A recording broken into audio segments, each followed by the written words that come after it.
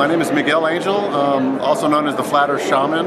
Actually, that name just came this week, and I'm going to start a channel now, so we'll see if it's even available. Now you've got some particular expertise with like weapons and stuff, so can you talk a little bit about that and the Coriolis effect? Because that's always a big question with this topic. Right, yeah, the Coriolis effect is one of my areas of expertise for many reasons, just because I understand motion, I understand how things operate in the physical world, natural physics of motion or whatever, standing bodies of water. But as a Marine, I'm a former U.S. Marine, 5-year U.S. Marine infantryman weapons expert. So what that means is, well, my official title, MOS, is 0351 Anti-Tank Assaultman. And I was basically employed, I was a demolitions expert, so I know all about demolitions, which is another reason why I know 9/11 is an inside job. So we work with Army Corps of Engineers on all the kinds of explosives, but another weapon we mastered was an 83mm warhead rocket launcher called the SMA, shoulder-mounted automatic weapon. And it has a rifle, 9mm rifle, bore-sighted to the rocket. And what bore-sighted means, it means whatever my 9mm round, wherever that round hits the target is where my rocket is going to hit. So we don't waste an expensive, $10,000 rocket. We shoot the round that's got a tracer around, and you can see the round go all the way down in your scope, in your sights, and wherever that round hits, let's say you're off about 2 feet to the left, and all you do is move 2 clicks to the right, and you fire your rocket and it hits it. So that's one of the weapons. Master training in all the heavy machine guns, 240 Golf, the Mark 19 grenade launcher, the 50 cal machine gun, cross-trained with the mortar platoon. So we were a weapons platoon. We cross-trained in all of our weapons. Well, get this, my roommate in the Marines was in our infantry as a machine gunner. He went to the state platoon, the sniper indoc. He took the sniper indoc. I never actually took the sniper indoc, but we were such good friends, and I loved the whole concept of the sniper. I always wanted to be one, so I actually did training with him. I got the sniper manual, even helped him make his ghillie suit. The ghillie suit, the camouflage suit that they wear. Anyways, I've done the training with him personally. He personally trained me with a 50 cal sniper rifle. Never once in my career in the Marines, not of all the weapons I've used, the rocket launchers, the missiles, the long distance shooting, never used Coriolis effect. I never heard the words before. It's not even in the sniper manual. So when I was in the Marine Corps, I never even heard those words. I didn't even hear those words till I got out of the Marine Corps sometime in college later, and I hear about Coriolis effect. And now I'm starting to hear this from people that don't have any experience with weaponry, military long-range weapons, and people are starting to talk about this Coriolis effect that snipers adjust for Coriolis. And it's total bull crap. It's totally a myth, and I'll show you why. And I have a challenge right now for any sniper to meet me in person. It's a $20,000 bet challenge for any sniper or anybody who thinks you're a great shooter to meet me in person, and you show me what this Coriolis calculation is. So a Coriolis adjustment for a spin is going to have to be based on a few factors here. So what I was taught shooting, there's four elements that you need to adjust for. You got your elevation, how high you are. You got your bullet round, what is the munition that you're using, right? You got your wind resistance, so that's why, like on long range shooting ranges, you'll see the flags down the range. You got to know where the wind's blowing, and distance to target, right? Those are the 4 things: distance to your target. So adding a fifth one, Coriolis adjustment, you have to adjust for a spin of the Earth that's going only one direction. So in the globe model, heliocentrism, the Earth is spinning west to east. This is how it's spinning. So when you're in the military, when you get stationed or sent out or deployed, you get deployed at any random place on this planet at any given moment. You won't know until like a week or even a day before, sometimes on a secret operation. So you could be deployed over here in Canada, you can be deployed over here in South America, you can be in Africa, right here, you can be in Europe, Somalia, Japan, any of these places. And by the way, I've been stationed in Japan. I've been trained in Australia with the Australian Marines down here, Japan, Indonesia, and then Europe with the Marine Security Guard duty. That's another duty I did. I did special duty with the Marine Security Guards. In 1999, I was a personal guard for President Clinton, Madeleine Albright, worked with the Secret Service, so I was posted up here. And then where I started was Camp Pendleton, California, East Coast also. So I've just been all over this globe, as they say. So everywhere I've been would have a different Coriolis adjustment, because if the Earth is spinning 1,000 miles at the equator, if you go down halfway to the South Pole, it's 500 miles per hour right here, and to 0 miles per hour. You know what I'm saying? You get the concept of a spinning ball is going to be slower the higher you go and faster at the equator. So not only do you have to know at any given moment when you're in a combat situation where you are on this globe, how fast you're going, you have to actually know which way you're facing, the direction you're facing when you're shooting your weapon at your target, right? So let's just put ourselves in a combat situation. I'm over here posted up in my ghillie suit and I'm a sniper and I'm looking at an enemy down here, and all of a sudden I got an enemy flanking me over here. So now I got 2 enemies and I'm spinning a direction according to Coriolis, and I got to do an adjustment for this guy, and then let's say I turn and face the other direction. Now there's a different Coriolis adjustment. So my challenge is to any long-range shooter expert is to meet me in person at any shooting range of your choice, long-range shooting range, and I'd like for you to bring your sniper rifle, and I'm going to make some commands. Shoot this target at this distance, facing this direction, and then I'm going to change you to another direction, and I'm going to ask you to fire that target, put your Coriolis calculation into your shot, and you got to hit a grouping of 5 shots in the bullseye on both of them to win $20,000. But this is a bet challenge, not just I'm going to give you money if you do it. I'm going to ask you to bring your $20,000 and match my bet, and I'm going to get an attorney and everything, and we're going to put that money in a safe. So if you can't adjust the Coriolis and hit your targets, I win $20,000. Life on the ball, fantastic, we don't fall.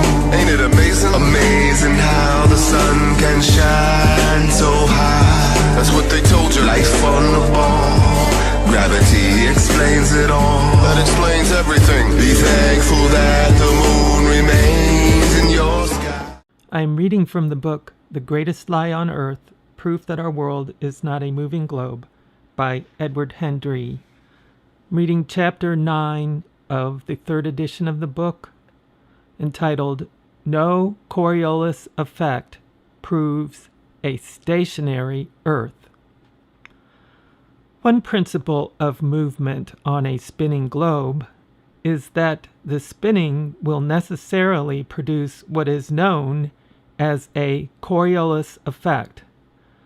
The Coriolis effect was first postulated by Gustave Gaspard Coriolis, a French engineer, mathematician, and physicist who was born on May 21, 1792, and died on September 19, 1843. The Encyclopedia Britannica states that the Coriolis effect is, quote, an effect of motion on a rotating body of paramount importance to meteorology, ballistics, and oceanography, close quote. The Encyclopedia Britannica further explains the Coriolis effect as it pertains to the supposedly spinning spherical Earth.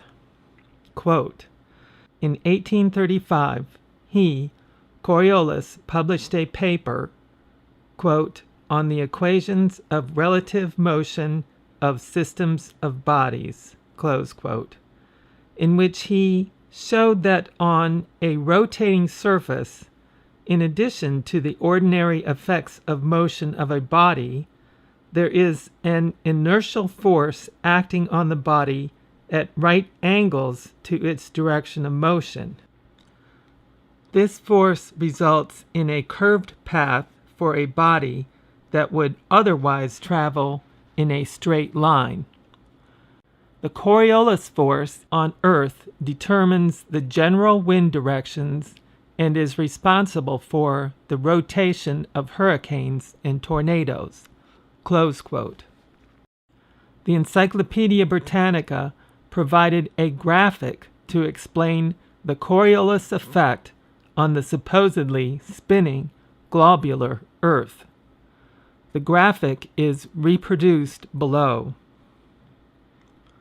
The problem with the above illustration from the Encyclopedia Britannica is that it has no basis in fact. The Coriolis force is very real. If the Earth were in fact a spinning globe, the Coriolis effect would be manifested.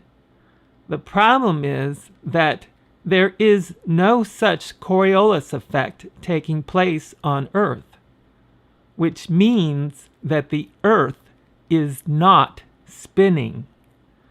The different directions of rotation of hurricanes in northern and southern latitudes has nothing to do with the claimed Coriolis effect of the spinning Earth. Planes that fly north and south do not adjust their flight paths to account for any Coriolis effect. For example, assuming the heliocentric model with the Earth traveling at more than 1,000 miles per hour at the equator, the Coriolis effect would cause a plane flying from Buffalo, New York to Miami, Florida, to fly off course in a westerly direction due to the supposed faster spin of the Earth as the plane approaches the wider circumference of the Earth at the latitude of Miami, Florida. Yet in reality, the flight arrives in Miami on time and without the pilot having to adjust for any Coriolis effect due to the rotation of the Earth. Indeed, if there was a Coriolis effect, it would be nearly impossible to land a plane on a runway. A runway that runs north and south would be careening at approximately 1,000 miles per hour across the path of the plane, which would make it impossible to line up the plane for a landing. The Coriolis effect for spinning objects is real. Modern scientists must sell the myth that there is a Coriolis effect manifested on the Earth in order to make the spinning Earth seem real. The fact that there is no Coriolis effect on the Earth creates a real problem for, quote, scientists. Their solution to that little problem is to lie. They claim that there is a Coriolis effect when there is not. The following from the National Geographic is an example of the modern explanation of the Coriolis effect that is supposed to be manifested on Earth, but is, in fact, completely absent. Quote, let's pretend you're standing at the equator and you want to throw a ball to your friend in the middle of North America. If you throw the ball in a straight line, it will appear to land to the right of your friend because he's moving slower and has not caught up. Now let's pretend you're standing at the North Pole. When you throw the ball to your friend, it will again appear to land to the right of him, but this time it's because he's moving faster than you are and has moved ahead of the ball. This apparent deflection is the Coriolis effect. Fast-moving objects such as airplanes and rockets are influenced by the Coriolis effect. Pilots must take the Earth's rotation into account when charting flights over long distances. This means most planes are not flown in straight lines, even if the airports are directly across the continent from each other. The line between Portland, Maine and Portland, Oregon, for instance, is very long and fairly straight. However, a plane flying from Portland, Oregon could not fly in a straight line and land in Portland, Maine.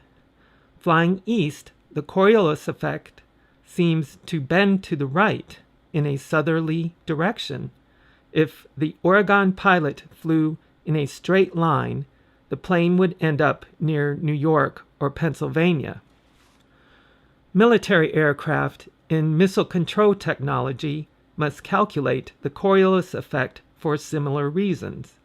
The target of an air raid could be missed entirely, and innocent people and civilian structures could be damaged. The Coriolis force applies to movement on rotating objects. It is determined by the mass of the object and the object's rate of rotation. The Coriolis force is perpendicular to the object's axis. The Earth spins on its axis from west to east. The Coriolis force, therefore, acts in a north-south direction. The Coriolis force is 0 at the equator. Though the Coriolis force is useful in mathematical equations, there is actually no physical force involved.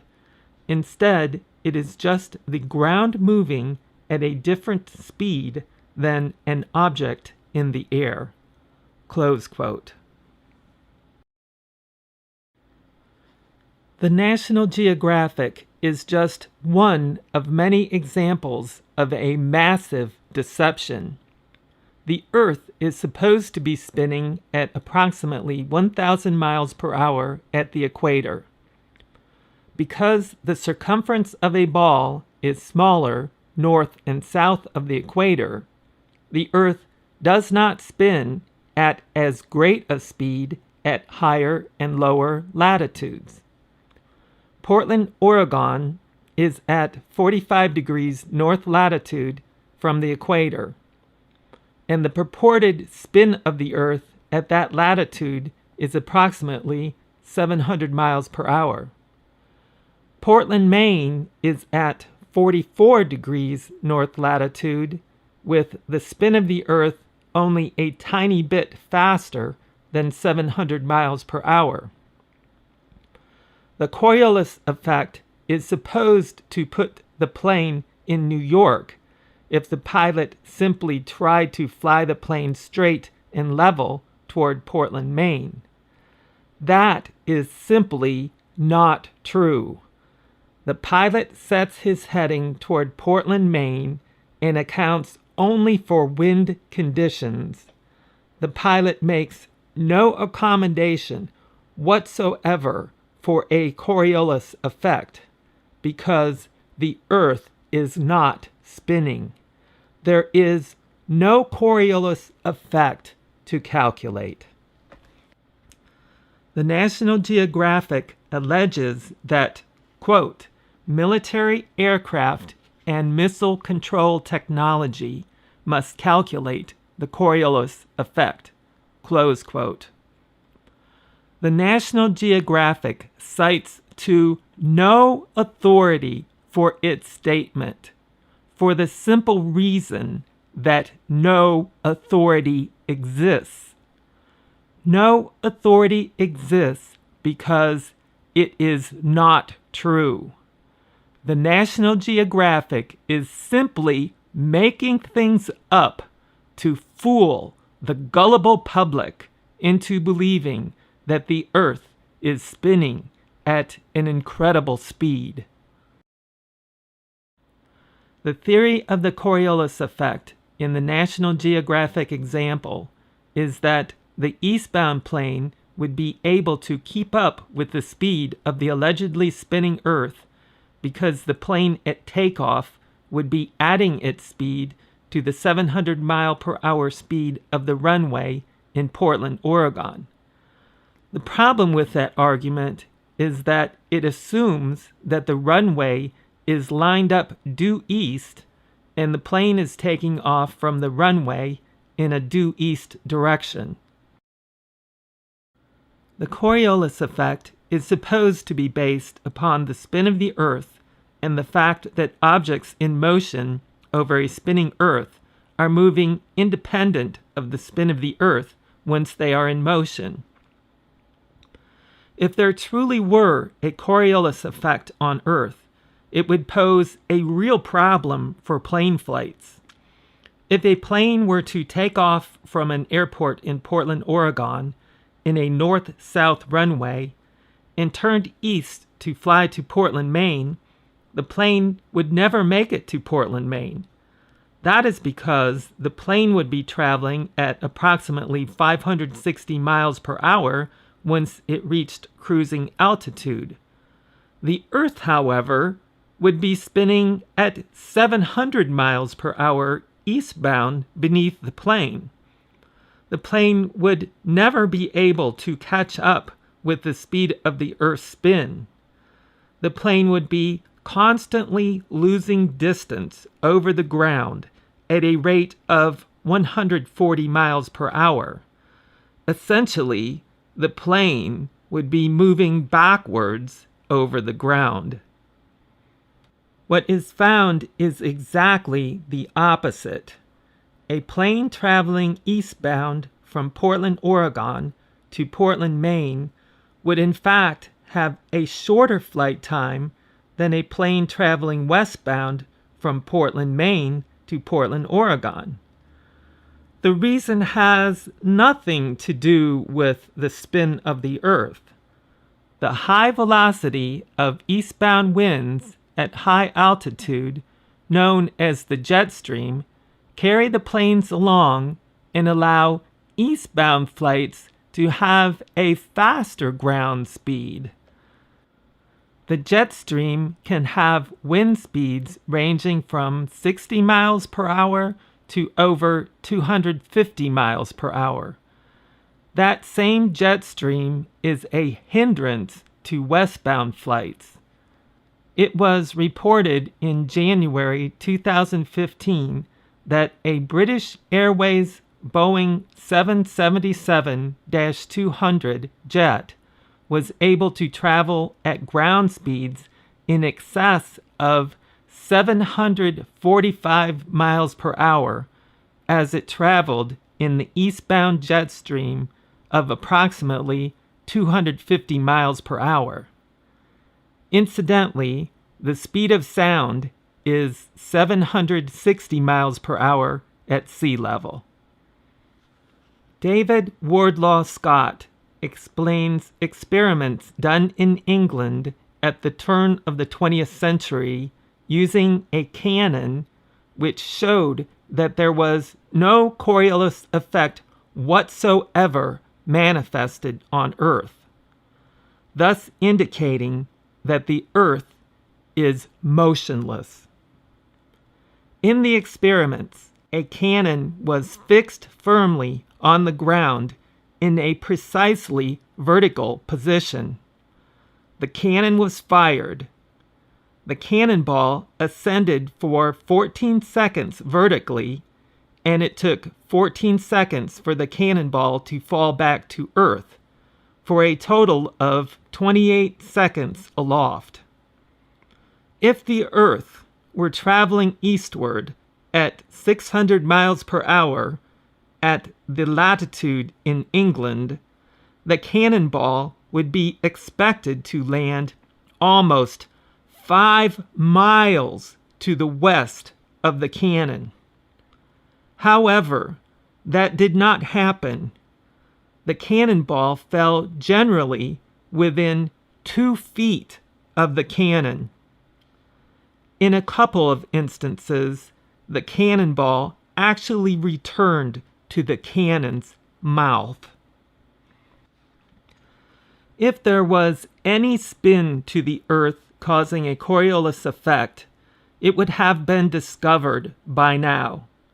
Yet every single experiment ever performed to detect the motion of the Earth has resulted a null result. In other words, the Michelson-Morley experiment. Real-life experiments have proven that there is no Coriolis effect on Earth because the Earth is stationary. Governmental education systems, however, persist in pushing the myth of a Coriolis effect on a supposedly spinning Earth.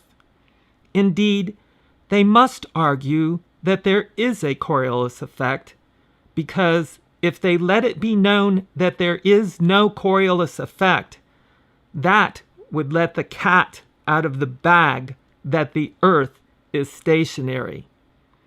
For example, below is an illustration from the Coastal Practice Network, which is funded by the European Union Regional Development Fund. Coastal Practice Network showing their depiction of Coriolis effect of a cannon shot on Earth due to the spin of the Earth. However, no such effect actually happens because the Earth is not a globe and does not spin. Indeed, if there were truly a Coriolis effect on Earth, as depicted in the above illustration, then the artillery officers and snipers would be trained to consider the spin of the Earth in making their calculations for accurate firing. Yet, you will look in vain for any mention of Coriolis effect in any military artillery or sniper instruction manual. In all of the wars fought throughout history, no soldier has ever been instructed to consider the Coriolis effect of a spinning Earth when sighting in a target with his artillery piece or other weapon. The folly of adjusting for a mythical Coriolis effect would be immediately apparent, as the soldier's round would travel off course and miss the target. This author is a former federal firearms instructor. I have seen many thousands of rounds shot from all kinds of firearms at various distances. I have never witnessed any round fired ever be affected by the alleged Coriolis effect. I have never read the Coriolis effect discussed in any firearms manual, nor have I ever heard it to be discussed by any firearms instructor as something to consider in the use of any firearm from any distance. If, in the real world, those whose lives depend on the accuracy of their performance using weapons do not consider the Coriolis effect, that is convincing evidence that there is no Coriolis effect on Earth. That means that the Earth is not spinning. All of the pretty colored diagrams showing a spinning Earth with cannonballs going off course due to the supposed Coriolis effect depict an unreal myth. The Earth is fixed and does not move.